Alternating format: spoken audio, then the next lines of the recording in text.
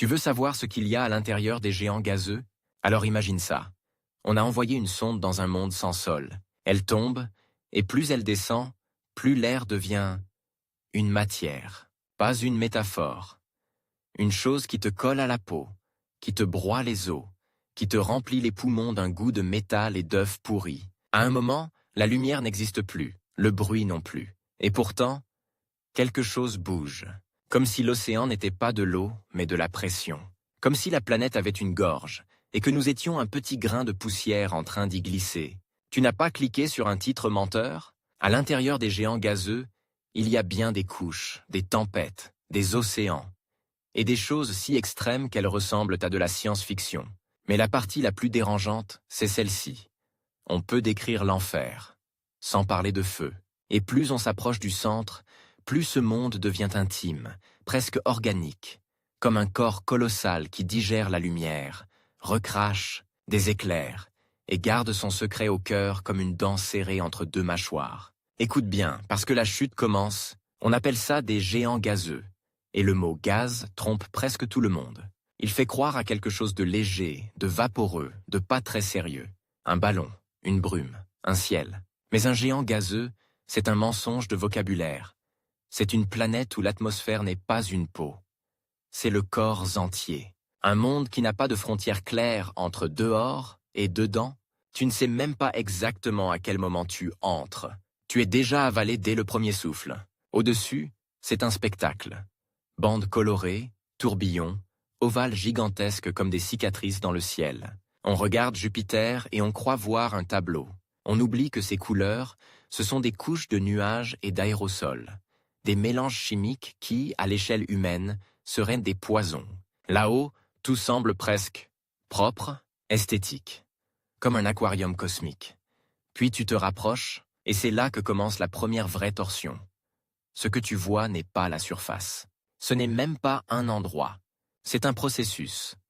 Un moteur atmosphérique qui n'arrête jamais. Un système de convection, de vent, de chaleur interne qui remonte, se refroidit, replonge, remonte encore. Un géant gazeux ne tourne pas seulement sur lui-même. Il se brasse comme une soupe portée à ébullition, sauf que la casserole fait des dizaines de milliers de kilomètres de diamètre. Imagine-toi dans une capsule, sans fenêtre, avec seulement des capteurs et une voix dans ton casque. Tu entends? Vent supérieur, centaines de kilomètres par heure. Puis, température stable? Puis, entrée dans une couche de nuages plus dense? Rien d'alarmant. Et pourtant la capsule vibre déjà comme si quelqu'un la secouait à deux mains. Les nuages, là-bas, ne sont pas de la vapeur d'eau gentille. Ce sont des étages. Et chaque étage a sa logique, sa chimie, son caractère. Tout en haut, des brumes glacées. Plus bas, des nuages d'ammoniac, pâles, piquants, comme un produit ménager cosmique. Encore plus bas, des nuages de composés soufrés, plus sombres, plus lourds. L'odeur, si tu pouvais la sentir, serait celle d'un laboratoire renversé, d'un œuf qui a tourné, d'une piscine abandonnée. Et c'est ça, le début du dégoût. Même la beauté des bandes colorées est peut-être une peinture faite avec des substances qui, sur Terre, te brûleraient la gorge. Et puis vient la pluie. Sur Terre, la pluie est un geste doux du ciel. Là-bas, elle peut être une sentence, parce qu'à mesure que la pression augmente, les molécules se rapprochent, les états de la matière changent, et ce qui était air devient un fluide, puis un fluide plus dense, puis un fluide qui n'a plus rien de familier. Il peut pleuvoir des gouttes d'ammoniac, de l'eau mélangée à des composés qui n'existent pas dans nos tempêtes, des cristaux, des grêlons qui se forment, fondent, retombent, remontent, s'empilent, se sculptent dans un cycle infernal. Et parfois, ce cycle produit quelque chose d'encore plus étrange. Des boules qui tombent, fondent, regèlent, retombent. Comme si la planète fabriquait des organes temporaires, des noyaux de pluie qui vivent quelques heures, grossissent, puis meurent écrasés plus bas. Ce n'est pas une météo, c'est une biologie sans ADN. La capsule descend, les capteurs commencent à perdre leurs repères. La pression grimpe, pas un peu. Elle grimpe à un niveau où ton intuition humaine se casse. Sur Terre, la pression est une chose invisible. Là-bas, elle devient une présence. Une main sur ta nuque, puis deux, puis un étau. Tu sais ce que fait la pression à la matière? Elle force les atomes à cohabiter, Elle les oblige à se toucher, à se déformer, à changer leurs règles. Et c'est là que le récit bascule vers le vrai cœur du mystère. À l'intérieur d'un géant gazeux, la nature n'est pas exotique. Elle est hostile au sens même du mot normal. Dans les couches supérieures, tu as encore un monde météo. Des vents, des nuages, des éclairs. Mais plus bas, tu entres dans un territoire où les concepts se renversent. L'hydrogène, par exemple. On se dit, hydrogène, gaz léger, ballon, H2, rien de grave. Mais sous des pressions colossales, l'hydrogène cesse d'être ce que tu connais. Il devient liquide.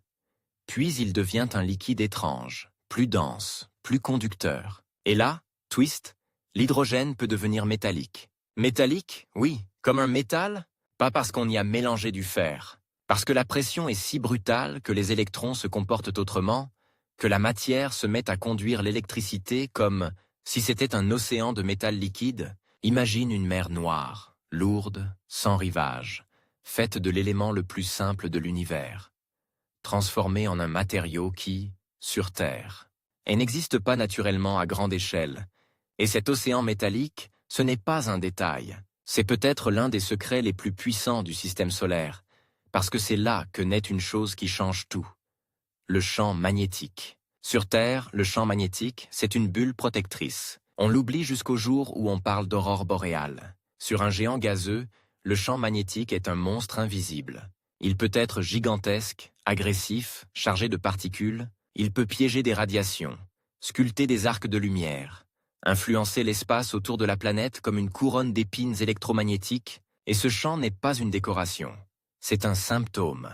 Il te dit que, sous les nuages, il y a un monde conducteur, en mouvement, qui génère une dynamo colossale. Un cœur qui ne bat pas avec du sang, mais avec des courants électriques. La capsule descend encore. Et là, tu te rends compte d'une chose. Tu n'es pas en train de tomber dans du vide. Tu tombes dans un océan. Un océan sans surface, sans plage, sans écume. Un océan où la pression remplace la profondeur. Et plus tu descends, plus la planète devient dense. Comme si tu passais d'un ciel à une soupe, puis d'une soupe à un sirop, puis d'un sirop à une matière qui veut être solide sans jamais te donner la satisfaction d'un sol. C'est la première grande tension de notre histoire. Tu veux une réponse simple, un noyau, une surface, un endroit où dire « voilà, c'est là », mais les géants gazeux te répondent « non, ici tu ne poses pas le pied, ici tu t'enfonces ». Et pourtant, on croit qu'il y a un centre, un noyau, une bille compacte au milieu du chaos. Mais même cette idée se brouille. Parce que, deuxième twist, le noyau d'un géant gazeux n'est peut-être pas une boule nette comme un caillou dans une pomme.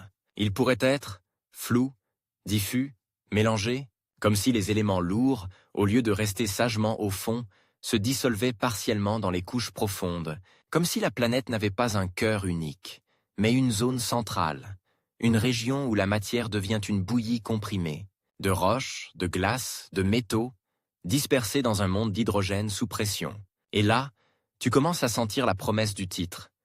Qu'est-ce qui se cache à l'intérieur? Ce n'est pas seulement une liste d'ingrédients, c'est une question sur la forme même du secret.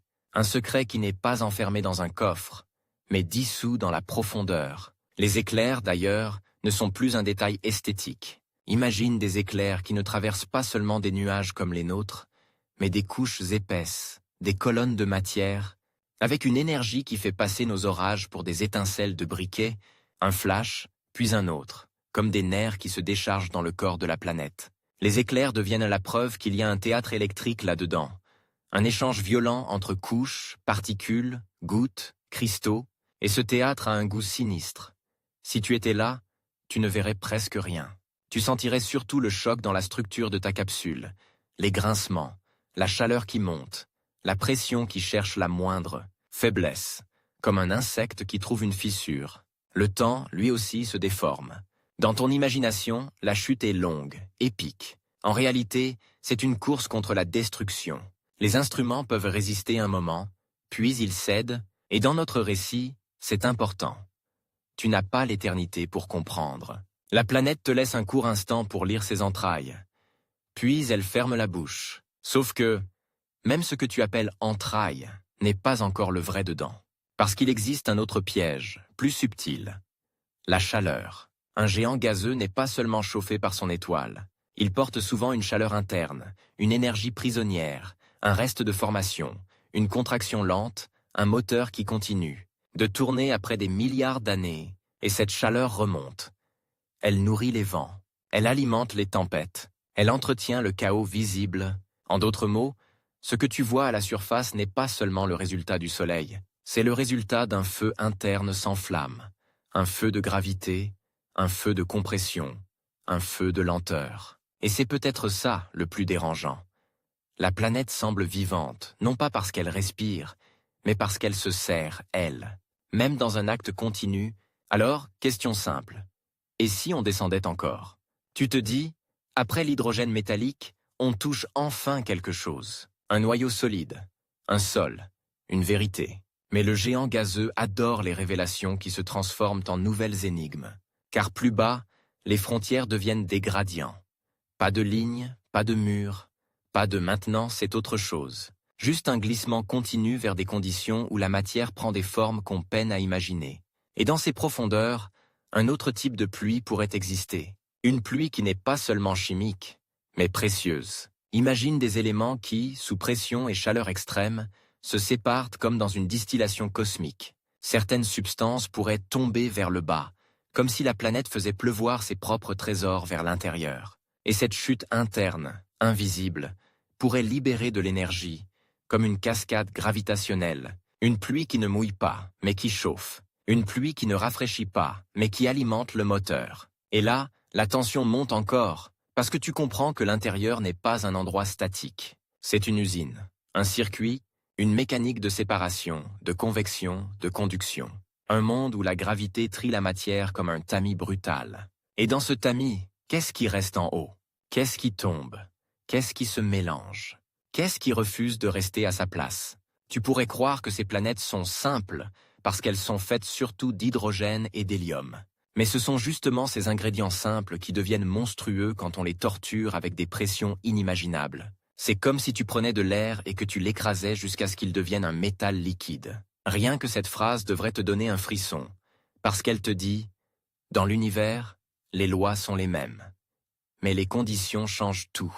Et si les conditions changent, la réalité devient étrangère. » La capsule continue sa descente dans ta tête. Tu la suis, presque malgré toi, et tu sens l'écart. Là-haut, le ciel coloré. Ici, une mer sombre, conductrice, lourde, et plus bas encore.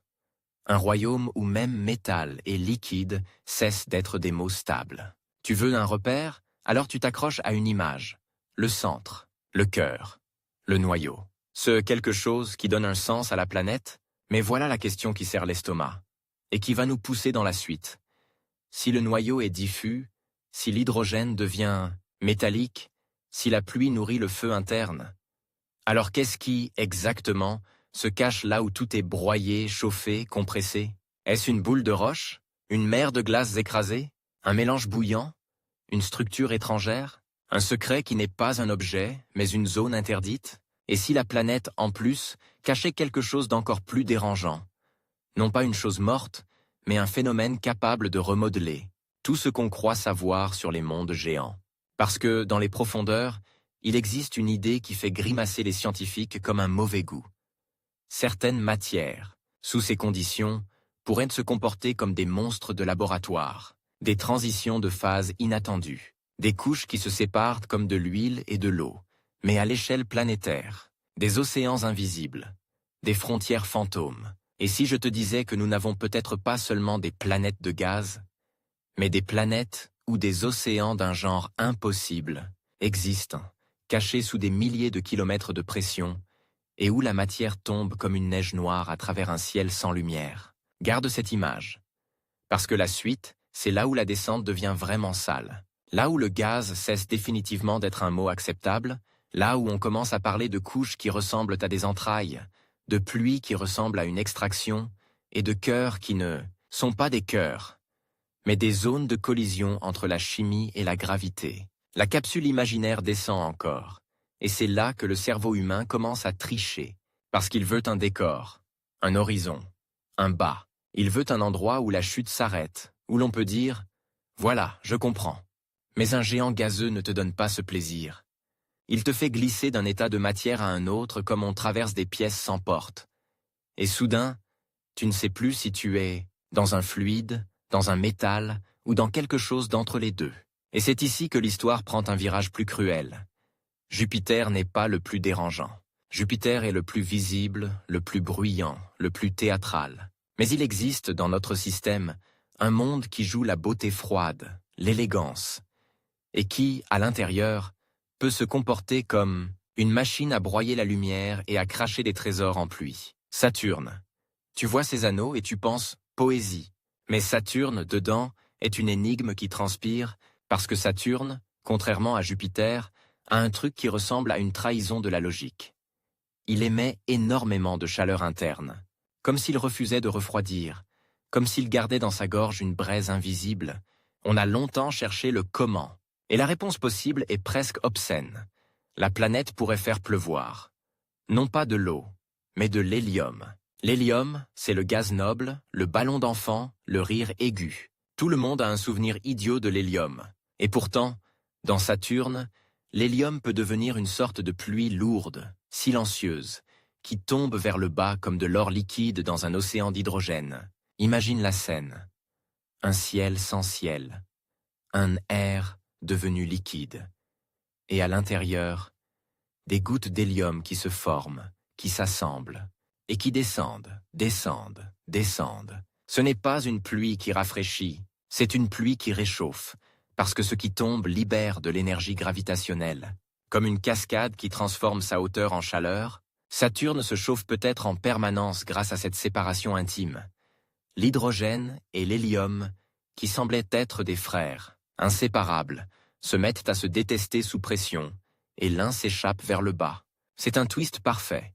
Dans le monde le plus élégant visuellement, l'intérieur serait une cuisine lourde, où l'on décante des fluides comme dans une distillerie monstrueuse. Et si ça te donne un frisson, c'est normal.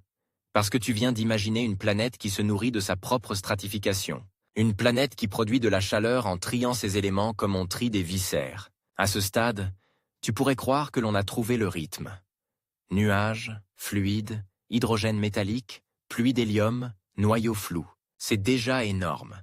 Ça ferait déjà un bon film. Mais maintenant, je te prends par le col et je t'emmène vers les deux géants qui ressemblent le plus à des mensonges.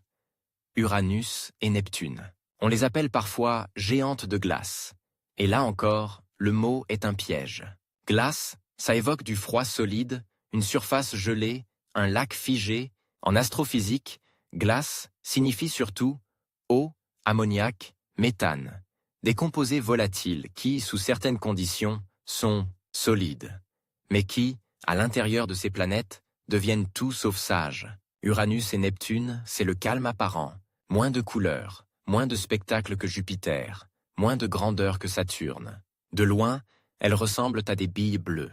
Et pourtant, à l'intérieur, on est peut-être plus près d'un cauchemar de matière qu'ailleurs. Parce que là-bas, la pression et la température font une chose qui te tord le cerveau. Elles peuvent transformer l'eau en une forme qui n'existe pas dans ton quotidien. Une eau qui ne se contente pas d'être liquide ou vapeur. Une eau qui peut devenir une substance où les ions se déplacent, où la structure est étrange, presque hybride, comme si elle hésitait entre solide et fluide. Une eau qui conduit l'électricité, pas parce qu'elle est salée, mais parce que la matière elle-même n'a plus la même identité. Maintenant, ferme les yeux et imagine un océan qui n'est pas seulement profond, un océan qui est une usine à champs magnétiques. Car oui, Uranus et Neptune ont des champs magnétiques vraiment bizarres, tordus, décalés, comme si le générateur n'était pas au centre. Comme si la dynamo qui fabrique le champ se trouvait dans une couche intermédiaire, une zone de fluide conducteur pas tout à fait au milieu, pas tout à fait en bas. Résultat, leur magnétosphère n'a pas la symétrie noble de la Terre. Elle est bancale, elle est inclinée, elle a l'air malade. Et c'est ici que la tension dramatique monte. Si le champ magnétique te raconte ce qui bouge à l'intérieur, alors Uranus et Neptune te disent que leurs entrailles ne sont pas un simple cœur et enveloppe. Elles te murmurent, il y a des couches conductrices en des endroits inattendus. En d'autres termes, il y a des océans invisibles là où ton intuition ne les placerait jamais. Mais le vrai choc, celui qui claque comme une gifle, c'est la pluie. Non plus la pluie d'hélium. subtile et lente. Mais une pluie qui ressemble à une scène de film d'horreur. Sauf qu'elle est peut-être physiquement plausible à l'échelle de ces mondes. La pluie de diamants. Tu as déjà vu des vidéos d'une bague posée sur du velours noir? C'est glamour. Sur Neptune, ce serait grotesque. Parce que l'idée n'est pas des diamants comme un bijou.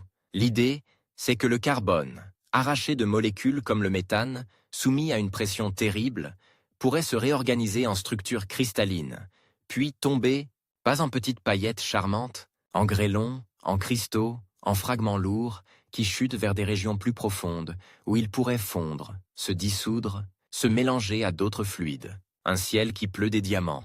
Ça sonne comme un conte. Mais à l'intérieur, c'est une mécanique, un tri, une séparation. Et encore une fois, ce qui tombe libère de l'énergie. Les trésors deviennent du carburant. Le luxe devient un poids. Et le dégoût revient. Parce que tu imagines des cristaux magnifiques, tomber dans le noir, se faire broyer, disparaître, comme des dents arrachées et avalées par la planète. Et là, tu comprends quelque chose de plus large. Les géants ne sont pas seulement gros, ce sont des mondes qui font de la chimie à une échelle qui humilie la nôtre. Ils prennent des molécules simples et, avec la pression et la chaleur, ils les transforment, les séparent, les recombinent. Ils ont des alchimies internes que nous ne pouvons pas reproduire complètement. Et cette incapacité, c'est l'ombre qui plane sur toute notre exploration. On ne voit pas dedans. On déduit. On interprète. On se trompe parfois. Sauf que, on a des indices, et certains indices sont presque des aveux. Quand une sonde survole Jupiter ou Saturne, elle ne voit pas l'intérieur, mais elle sent la gravité. Et la gravité, c'est une empreinte digitale, une distribution de masse. Un mensonge qui ne tient pas. Si la masse est concentrée au centre, tu le lis. Si elle est étalée, tu le lis aussi. Et ces dernières années, les données gravitationnelles ont commencé à raconter une histoire qui ne ressemble pas à celle de nos vieux manuels scolaires. On pensait, un noyau net, une enveloppe, des couches, propres, ordonnées. Et puis les chiffres se sont mis à suggérer quelque chose de plus trouble. Des noyaux dilués, des régions où les éléments lourds ne sont pas confinés dans une boule compacte, mais répartis sur une grande fraction du rayon, comme si la planète avait avalé un cœur et l'avait mélangé dans sa soupe. Imagine un noyau qui fuit dans l'enveloppe, une zone centrale pas stable, pas bien séparée, comme une encre épaisse dans de l'eau chaude. Si c'est vrai, ça change même la manière dont ces planètes sont nées. Parce qu'un noyau net suggère une accrétion claire. On bâtit d'abord un cœur solide, puis on attire le gaz. Un noyau dilué suggère soit des mélanges violents, soit des impacts gigantesques, soit des processus où le cœur se dissout lentement dans l'océan de pression. Et là, je te plante un twist au milieu du ventre. Imagine qu'une planète géante ait été frappée, dans sa jeunesse, par quelque chose d'énorme, un embryon planétaire. Un monde de la taille de plusieurs terres, lancé comme un projectile. À cette époque, le système solaire était un champ de bataille. Des collisions, des migrations, des échanges de places. Si un tel impact a eu lieu, il aurait pu remuer l'intérieur comme une louche dans une marmite, mélanger le noyau, disperser des matériaux lourds dans la profondeur. Le cœur n'aurait pas été détruit. Il aurait été étalé. Et c'est ici que l'histoire devient vraiment narrative. Parce que soudain, les géants ne sont plus de simples boules. Ce sont des survivants, des archives de violence, des mondes qui portent, dans leurs entrailles, les traces d'un passé chaotique. Tu veux savoir ce qui se cache à l'intérieur? Peut-être un crime ancien, une collision oubliée, une cicatrice gravitationnelle. Mais ne te relâche pas. On n'a pas encore touché l'endroit le plus dérangeant.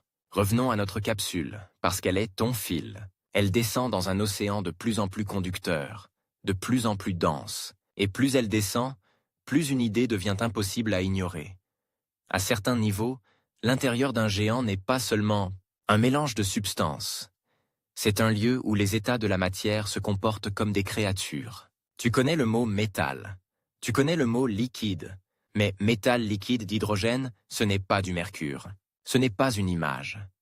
C'est un monde où les électrons sont libres, où le fluide transporte des courants, où des mouvements gigantesques fabriquent un champ magnétique comme une aura de colère. C'est comme si la planète avait un système nerveux, sauf que les nerfs sont des rivières conductrices qui bouclent, qui tournent, qui frottent, qui s'auto-entretiennent, et c'est là que l'imagination bascule vers l'horreur subtile.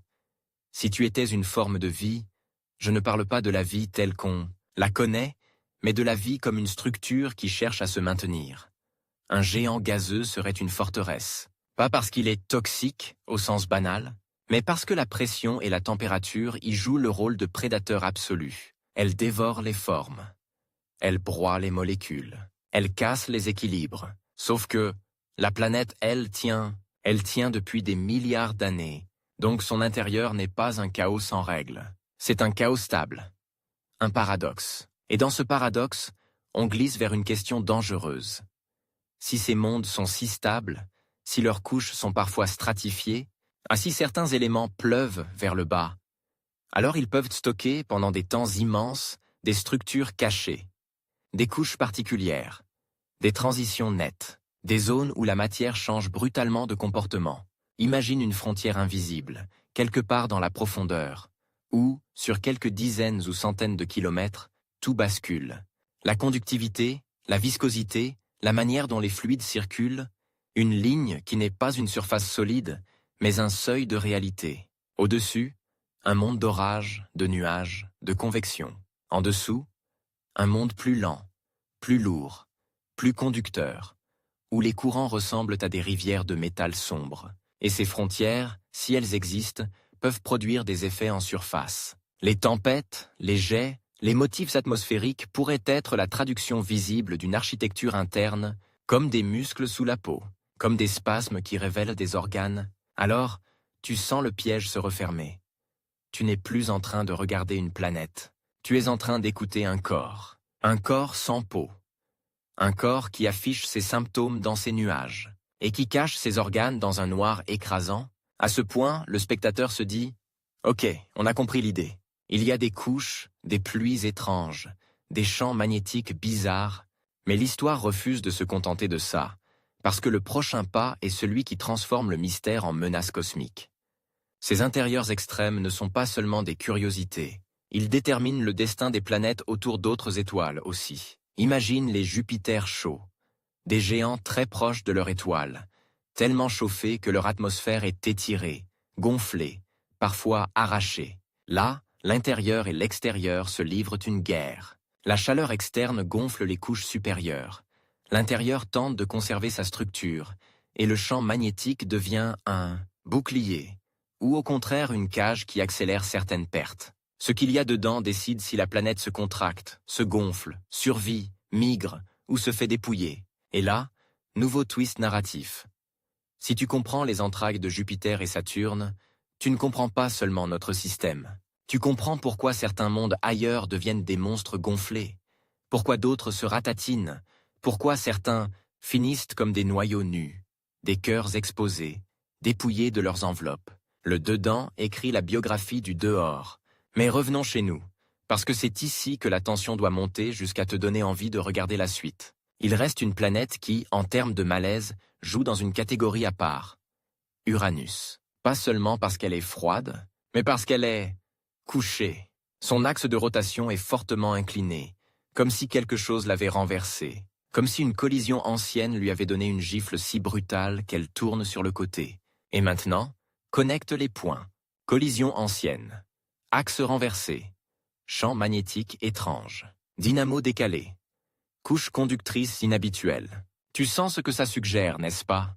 Que l'intérieur d'Uranus n'est pas seulement une structure naturelle, lente, formée tranquillement, il pourrait être le résultat d'un traumatisme cosmique, un coup qui a mélangé, déplacé, décentré, un coup qui a peut-être créé des asymétries internes persistantes. Uranus ressemble à un monde endormi, mais peut-être qu'il est le plus accidenté de l'intérieur, un survivant silencieux.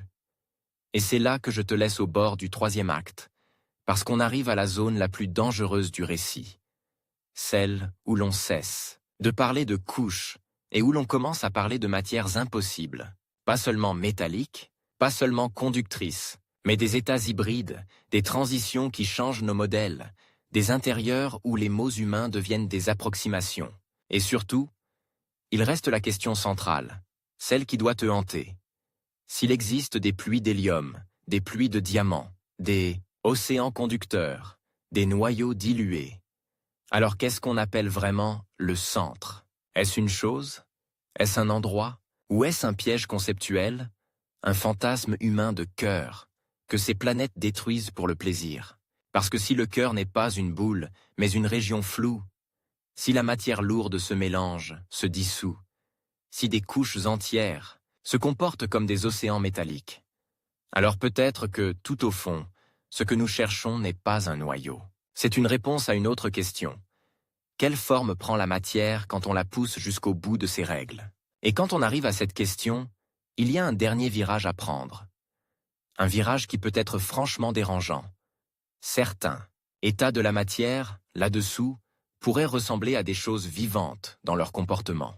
Pas vivantes au sens biologique. Vivantes au sens. Elles se déplacent, elles s'organisent, elles transportent de l'énergie, elles créent des champs, elles imposent une architecture. Un monde où la matière fait des gestes, la descente continue. Et dans la partie suivante, on va toucher les couches où l'eau cesse d'être de l'eau, où le carbone cesse d'être un bijou, où l'hydrogène cesse d'être un gaz, et où la planète, au lieu d'avoir un cœur, ressemble à une série de secrets emboîtés. Chacun plus lourd, plus sombre, plus humiliant pour notre intuition que le précédent. La capsule est déjà trop bas pour que le mot « atmosphère » ait encore un sens. Ici, air est une insulte à la densité. Chaque seconde de descente ressemble à une prise de conscience. Tu n'es pas dans un ciel. Tu es dans une matière qui s'écoule. Et si tu pouvais ouvrir la trappe, ne le fais jamais dans ton imagination, parce que ton cerveau sentirait presque la nausée. Tu ne respirerais pas. Tu serais rempli. La planète entrerait en toi comme une boue invisible, t'écrasant de l'intérieur et de l'extérieur à la fois. Et pourtant, c'est précisément là, dans cette zone où l'intuition humaine tombe en morceaux, que les géants commencent à révéler leurs secrets les plus beaux et les plus répugnants. Tu veux savoir ce qui se cache à l'intérieur? Alors accepte ce principe. Dans ces mondes, les substances que tu crois connaître deviennent des acteurs qui changent de rôle. L'eau devient une bête. Le carbone devient une pluie. L'hydrogène devient un métal. Et l'hélium, ce gaz qui fait rire les enfants, devient une lame de fond silencieuse. Mais il y a une transformation encore plus tordue, une transformation qui sonne comme une erreur de traduction. Et pourtant, elle a un nom qui circule dans la physique des hautes pressions, comme un murmure. L'eau supérionique. Imagine de l'eau, qui ne ressemble ni à de la glace, ni à un liquide, ni à une vapeur. Imagine un état où les atomes d'oxygène forment une sorte de réseau relativement fixe, comme une structure solide, tandis que les ions hydrogène se déplacent à travers ce réseau comme un fluide. Une glace qui conduit l'électricité, une matière où une partie est solide et l'autre coule. Répète ça lentement. Une glace dont les protons glissent à l'intérieur comme des serpents. Une matière qui est, à la fois, mur et rivière. Si cette phase existe dans les profondeurs d'Uranus et Neptune, et beaucoup de modèles la considèrent plausible, alors la planète n'a pas juste un océan d'eau et d'ammoniac, elle pourrait avoir une couche qui ressemble à une prison conductrice, une couche capable d'alimenter des champs magnétiques tordus, décentrés, asymétriques, parce que la dynamo se ferait dans une zone où la matière est déjà un compromis monstrueux, et le dégoût revient, plus intime. Tu imagines une substance froide et familière, l'eau, devenir une chose qui ressemble à un organe technique. Une eau qui n'humidifie pas, une eau qui ne désaltère rien, une eau qui sert à produire de l'électricité cosmique comme un générateur vivant.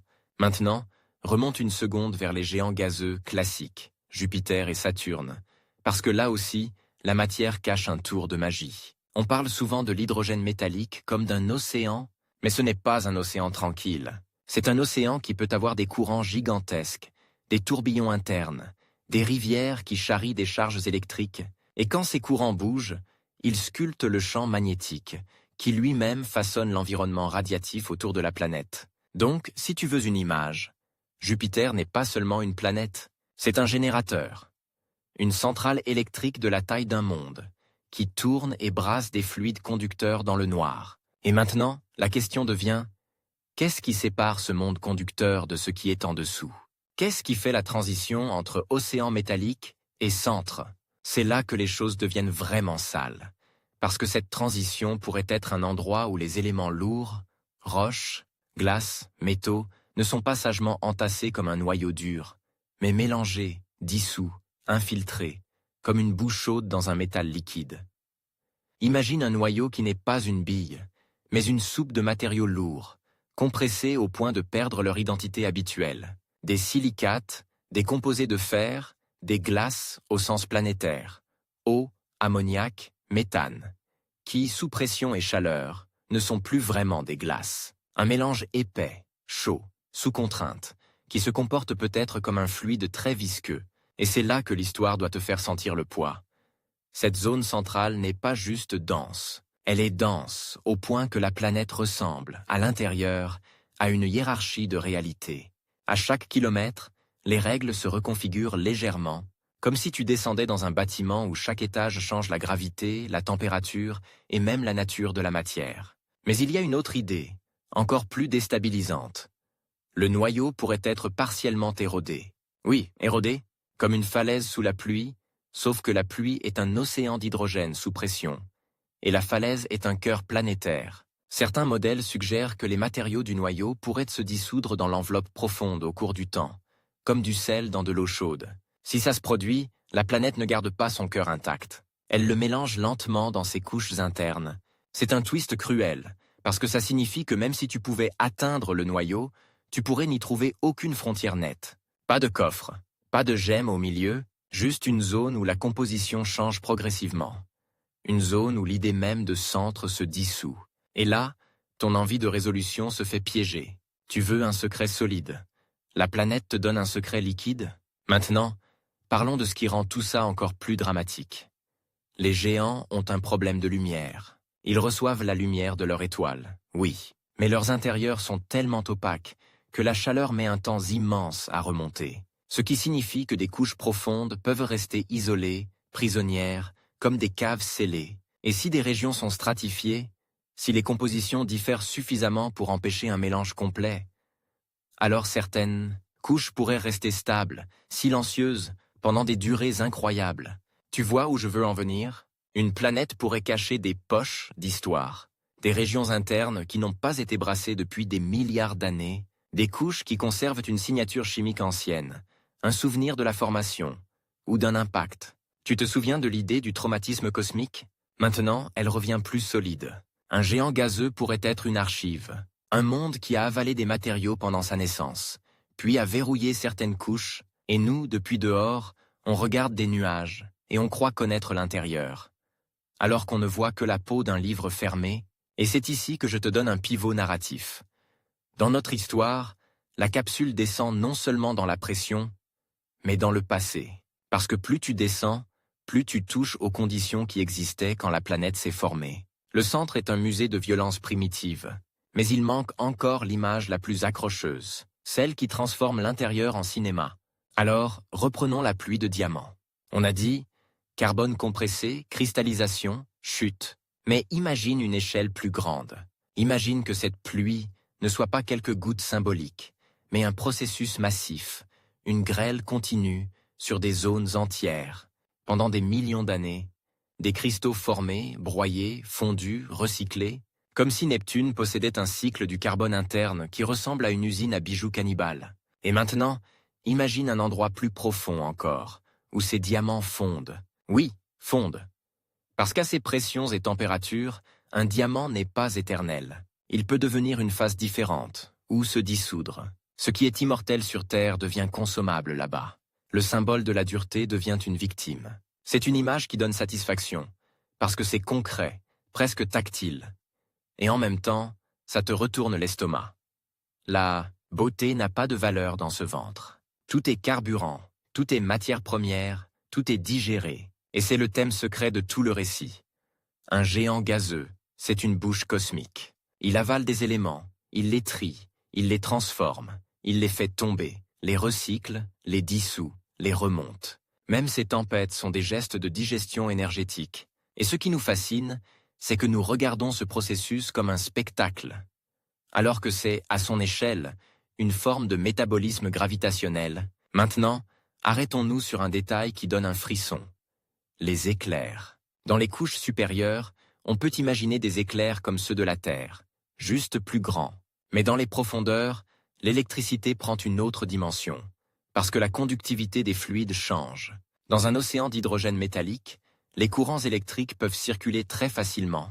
Ça ne veut pas dire plus d'éclairs au sens classique, mais ça signifie que l'intérieur est un endroit où l'électricité n'est pas un événement rare. C'est un état. Donc au lieu d'imaginer des éclairs qui zèbrent le ciel, imagine des courants qui parcourent la planète comme des artères. Et ces artères électriques créent un champ magnétique qui s'étend dans l'espace. Et ce champ, c'est comme une signature émotionnelle. Jupiter crie dans l'espace. Saturne chante autrement. Uranus bafouille avec un chant décentré. Neptune murmure un chant étrange. Le magnétisme, c'est la voix de leurs entrailles. Tu vois le twist? On ne peut pas les ouvrir. Mais on peut les écouter, et quand on les écoute, certaines choses sonnent faux. Par exemple, pourquoi Uranus a-t-elle si peu de chaleur interne apparente comparée à Neptune, alors qu'elles sont proches en taille et composition? C'est un des mystères les plus agaçants. Deux mondes semblables, et pourtant des comportements thermiques différents. Là, l'intérieur redevient un thriller. Soit Uranus a une structure interne qui piège la chaleur, empêchant qu'elle remonte, soit un événement a modifié son architecture, bloquant la convection, soit ses couches sont stratifiées d'une manière qui étouffe sa dynamique. Dans tous les cas, ça suggère une planète dont l'intérieur est verrouillé, silencieux, comme si quelque chose avait mis un couvercle sur son chaudron. Et c'est là que l'histoire devient presque personnelle. Uranus est peut-être le géant qui cache le mieux son secret. Un monde qui a l'air calme parce que son chaos est enfermé. Neptune, lui, semble plus vivant thermiquement, plus actif, comme si son intérieur bougeait davantage. Et maintenant, je te plante une idée qui fait grimper la tension. Si la convection est bloquée, si la stratification est forte, si des couches ne se mélangent pas, alors une planète peut développer une séparation chimique qui dure, et cette séparation peut créer des interfaces internes, des zones de cisaillement, des régimes de circulation différents. Autrement dit, l'intérieur peut être organisé en compartiments. Un compartiment peut contenir une composition particulière, un autre, une autre. Et entre les deux, une frontière où tout se joue, une frontière où l'énergie se coince, où les flux changent, où les champs naissent. Tu ne vois pas cette frontière, mais elle décide peut-être de tout ce que tu observes en surface. C'est ça, l'escalade dramatique. Plus on descend, plus on réalise que l'intérieur est la cause invisible de l'extérieur. Les tempêtes, les bandes, les vents, les champs magnétiques, la chaleur, tout vient d'en bas. Et pourtant, il reste encore une question qu'on n'a pas osé pousser jusqu'au bout, parce qu'elle est presque trop satisfaisante, trop cinéma, trop parfaite. Et s'il y avait, dans les géants, des océans qui ne sont ni d'eau ni d'hydrogène, mais des océans de roches fondues? Dans les profondeurs, les températures peuvent être tellement élevées que certaines substances que tu imagines solides deviennent fondues, ou du moins plastiques, capables de s'écouler très lentement. Un océan de silicate, par exemple, pourrait exister sous forme de mélange dense, surtout si des impacts ou des dissolutions ont enrichi certaines régions en matériaux lourds, et si un tel océan existe, il pourrait participer à la dynamique interne, au transfert de chaleur, à l'érosion du noyau, au mélange des couches. Une planète qui aurait un océan de roches dans le ventre. Tu sens la poésie et l'horreur en même temps? Une mer où la vague ne mouille pas, elle brûle. Une mer où la tempête serait un mouvement de matière lourde, lente, qui emporte tout. Et là, tu touches presque le vrai centre de notre histoire. Le cœur n'est pas une chose simple. C'est une région où des phases se mélangent, où des éléments se séparent, où la matière se transforme, où des pluies tombent, où des océans conduisent, où la gravité digère, où la chaleur tente de remonter. Tu avais demandé « Qu'est-ce qui se cache à l'intérieur ?» La réponse pour l'instant c'est un labyrinthe d'états de matière. Mais si je te laisse ici, tu vas sentir que ça manque d'un dernier choc. Et tu as raison. Parce que le troisième acte doit apporter une révélation qui serre la gorge. Quelque chose qui donne l'impression qu'on touche enfin une vérité, même si elle est floue. Alors voici le crochet qui nous emmène vers la fin. Imagine que le plus grand secret des géants ne soit pas ce qu'il y a au centre. Mais comment ils gardent ce centre? Parce que dans ces mondes, la gravité est un tyran. Elle écrase, elle trie, elle chauffe, elle maintient. Et pourtant, malgré cette tyrannie, la planète ne s'effondre pas en une étoile. Elle reste planète. Elle reste stable. Elle reste un équilibre impossible entre pression et chaleur, entre densité et rotation, entre conduction et convection. Cet équilibre, c'est une danse, et cette danse, elle laisse des indices, dans les vents, dans la forme des champs magnétiques, dans la manière dont la chaleur fuit ou ne fuit pas. Et dans la partie suivante, on va utiliser ces indices comme des empreintes de pas dans un couloir noir. On va suivre les traces jusqu'à l'endroit où les modèles s'affrontent, où les hypothèses se contredisent, et où la planète, enfin, te montre son tour le plus cruel. Elle n'a peut-être pas un dedans unique. Elle a plusieurs dedans selon la façon dont tu la regardes. Et là, la dernière torsion t'attend. Le secret ultime des géants pourrait être non pas une substance, mais une illusion de structure. Une planète qui te force à admettre que ton besoin de frontières nettes est une faiblesse humaine. La capsule descend encore. Et à ce stade, ce n'est plus une chute. C'est une négociation avec la réalité. Chaque mètre plus bas n'est pas un endroit, c'est une condition. Et dans ces conditions, même tes certitudes deviennent fragiles. Solide, liquide, gaz, ce sont des mots de surface. Ici, la matière n'obéit pas à ton vocabulaire. Elle obéit à la pression, comme un animal dressé à coups de marteau. Tu voulais une vérité? Tu voulais un « à l'intérieur, il y a X », mais les géants gazeux ne sont pas des coffres, ce sont des systèmes. Et le dernier acte, celui qu'on n'ose pas regarder trop longtemps, c'est le moment où tu comprends que leur secret n'est pas seulement ce qu'ils contiennent, mais la façon dont ils se cachent, parce que tout ce que nous avons décrit jusque-là, hydrogène métallique, pluie d'hélium, diamants, eaux étranges, noyaux dilués, stratification, ressemble déjà à une confession. Mais il manque quelque chose. Il manque l'aveu final, celui qui te fait reculer dans ta chaise. Le fait que, même si on avait une sonde indestructible, même si on pouvait y envoyer une caméra qui survivrait à l'écrasement, on n'obtiendrait pas une image simple. On obtiendrait un monde qui se transforme en permanence. Un monde où la structure est souvent une moyenne, un compromis, une illusion de stabilité. Un monde qui te dit « Tu veux des frontières nettes? Alors tu vas être déçu. » Imagine la capsule équipée d'instruments parfaits, elle avance et elle cherche la fin de l'atmosphère. Elle ne trouve rien, elle cherche la surface. Rien, elle cherche un sol. Rien, elle cherche un cœur. Elle trouve des gradients, des transitions, des zones, des épaisseurs, des couches qui se mélangent partiellement, des couches qui se séparent à nouveau, des couches qui se déplacent à des vitesses qui te sembleraient immobiles et pourtant, à l'échelle de millions d'années, sont des fleuves. Le twist, le vrai, c'est celui-ci. Un géant gazeux peut être stable sans être simple. Tu connais ces images de l'océan sur Terre.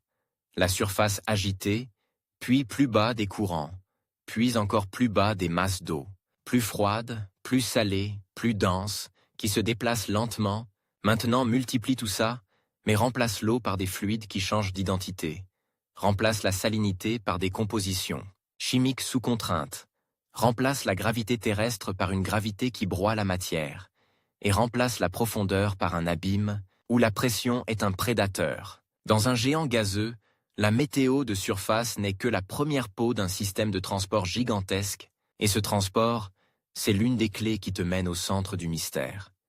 Comment la chaleur se déplace, comment la matière se mélange, comment l'énergie s'échappe, parce que ce qui se cache à l'intérieur, au fond, c'est aussi un conflit permanent entre deux forces. La convection, qui veut brasser et tout mélanger, et la stratification, qui veut séparer et verrouiller. La convection, c'est la planète qui remue, qui fait remonter le chaud, redescendre le froid, comme une respiration. La stratification, c'est la planète qui garde ses secrets, qui empile ses couches comme une lasagne de densité et de composition. Et ce duel peut décider de tout. Si la convection domine, l'intérieur est un grand mélangeur. La chaleur remonte efficacement. La planète vit plus à l'extérieur. Elle affiche son énergie. Si la stratification domine, alors l'intérieur peut devenir un coffre sans serrure visible. La chaleur reste piégée. Les couches restent séparées. Les zones conductrices se déplacent ailleurs. Et tu obtiens des champs magnétiques anormaux, des planètes silencieuses, et des mondes qui paraissent calmes, mais qui cachent une architecture intérieure compliquée, et là, c'est le moment où tu vois la planète comme un théâtre de tension.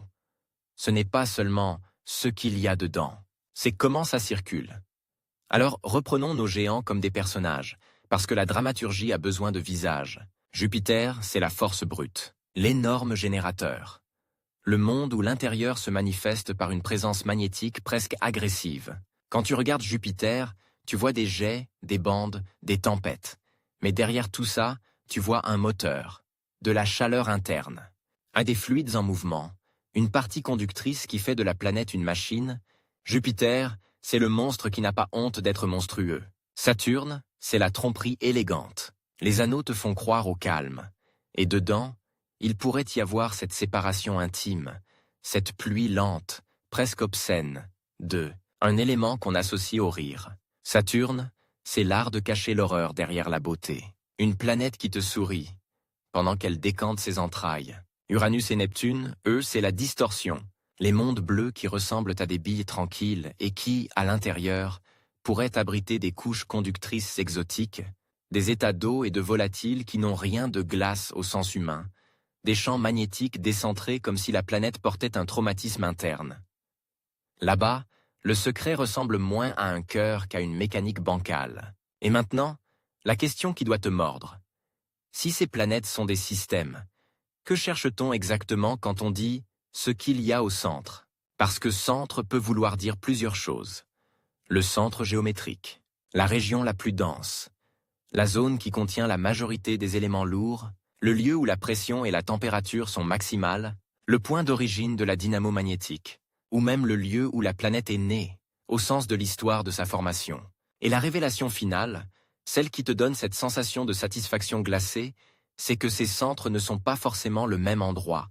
Tu peux avoir un centre géométrique, mais une zone de dynamo légèrement au-dessus. Tu peux avoir des éléments lourds dispersés, donc un centre chimique étendu. Tu peux avoir un maximum de pression au milieu, mais un maximum de production de chaleur dans une zone où certaines pluies internes libèrent de l'énergie. Tu peux avoir un centre physique et un centre narratif qui est ailleurs. Voilà pourquoi les géants gazeux sont si frustrants. Ils te refusent un seul secret. Ils t'en donnent plusieurs. Alors, pour clore notre descente, on va faire ce que ferait un détective dans un couloir noir. On va prendre les indices et les assembler, en une image mentale qui tient, même si elle est floue sur les bords. Première pièce. Les géants sont dominés par l'hydrogène et l'hélium. Mais à mesure qu'on descend, ces éléments changent d'état, jusqu'à rendre certaines couches conductrices comme des métaux liquides. Ça crée des dynamos et des champs magnétiques. Ça te donne une voix interne, une signature. Deuxième pièce, les éléments plus lourds, ceux qui sur Terre font des roches, des métaux, des glaces, ne sont pas forcément rassemblés en une bille propre. Ils peuvent être mélangés, étalés, voire dissous, créant un noyau qui n'est pas un objet, mais une région. Cela brouille l'idée de cœur. Troisième pièce, la planète peut trier ses composants en interne. Certains éléments peuvent se séparer et tomber, générant de la chaleur au passage. Pluie d'hélium, cycle du carbone, chutes internes, décantation. Autrement dit, le géant n'est pas seulement un stockage de matière, c'est une usine de séparation. Quatrième pièce, la convection et la stratification se battent. Selon qui gagne, tu obtiens un monde énergétiquement expressif ou silencieux, un champ magnétique symétrique ou tordu, une chaleur qui s'échappe ou se verrouille. Et maintenant, la dernière pièce, la plus dérangeante, la rotation. La rotation d'un géant n'est pas seulement « il tourne vite ». Elle peut organiser l'intérieur en colonnes, en jets profonds, en structures qui s'alignent avec l'axe de rotation. Imagine des colonnes de convection étirées, des rouleaux gigantesques qui tournent comme des vis sans fin. Imagine que les vents de surface soient connectés à des mouvements profonds, que les jets soient des manifestations d'un intérieur qui impose son rythme à la peau. Et ça, c'est le moment où la planète ressemble définitivement à un organisme, non pas parce qu'elle est vivante au sens biologique, mais parce qu'elle a des régimes internes, des circulations, des zones conductrices, des pluies internes, des organes fonctionnels. Chaleur, rotation, magnétisme, séparation chimique. Le dégoût n'est plus seulement chimique, il est conceptuel. Tu réalises que la planète est un système qui te dépasse, qui fonctionne sur des règles qui n'ont pas été écrites pour ton confort. Alors, on arrive au point culminant de la narration. La chute touche son terme. Ou plutôt, elle touche le point où la capsule cesse d'être une capsule. Dans la version dramatique, la coque commence à gémir. Le métal, quel que soit ce métal, n'est plus un bouclier. La pression n'est plus une force, c'est un environnement. Et l'environnement gagne toujours. Les instruments te donnent des chiffres qui deviennent absurdes. La température n'est plus une sensation chaude. C'est un état où la matière est excitée au point que les liaisons chimiques se comportent différemment. La densité te dit que tu n'es pas dans un fluide comme l'eau. Tu es dans une matière qui a oublié ton monde. Et juste avant que tout s'éteigne, juste avant que le signal ne s'étouffe, tu as une dernière intuition. Tu comprends que le vrai secret n'était pas caché derrière une porte, il était caché derrière ton besoin d'une porte. Parce qu'un géant gazeux est un monde qui te fait croire à une surface, et il n'en a pas. Il est un monde qui te fait croire à un centre. Et il peut être diffus, il est un monde qui te fait croire à des états de matière familiers, et il les transforme. Il est un monde qui te fait croire à des trésors. Et il les digère. Et là, c'est la dernière torsion, celle qui clôt l'histoire comme une lame froide. Quand tu demandes « qu'est-ce qui se cache à l'intérieur ?» Tu imagines que le secret est un objet, mais le secret est un processus, un équilibre en tension, une danse entre pression, chaleur, composition et rotation. Et ce processus, c'est ce qui fait des géants des créateurs de mondes autour d'eux, parce que n'oublie pas, ces planètes ont des lunes, des dizaines, des mondes entiers capturés, façonnés, chauffés ou figés par leur gravité.